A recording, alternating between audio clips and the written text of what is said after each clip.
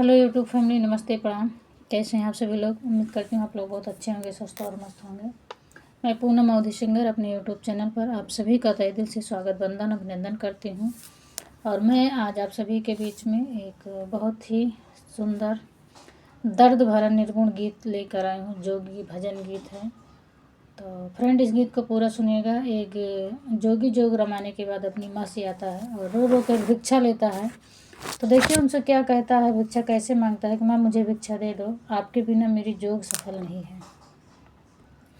जोगिया के फेरा बाटे सुनाए मयारिया, जोगिया के फेरा बाटे सुनाए मयारिया, झोलिया में भीख तानी दे दे मयारिया, जोगिया के भीख तानी दे दे मयारिया, जोग नाही पूरा तोहरा बिन भइल माई, तोहरा के देखले केतना दिन हो गइल माई, जोग नाही पूरा हमरा तोहरा बिन भइल माई, तोहरा के देखले कितना दिन हो गइल माई।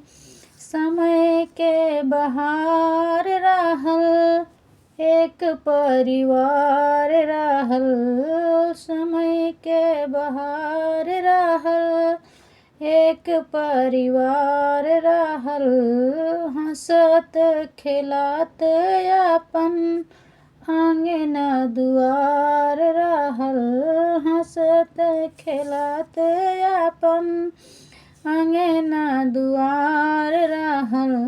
बदल समैया माई बदल गइल भाई भाई, माया में सबही देखा लीन हो गइल माई, तोहरा के देखले कितना दिन हो गइल माई। बदलत समैया माई बदल गई भाई भाई, बदलत समैया माई बदल गई भाई भाई, माया में सब ही देखा लीन हो गइल माई, तोहरा के देखले कितना दिन हो गइल माई। जोगिया के फेरा बाटे सुनाए मयारिया, झोलिया में भीख तानी दे दे मयारिया।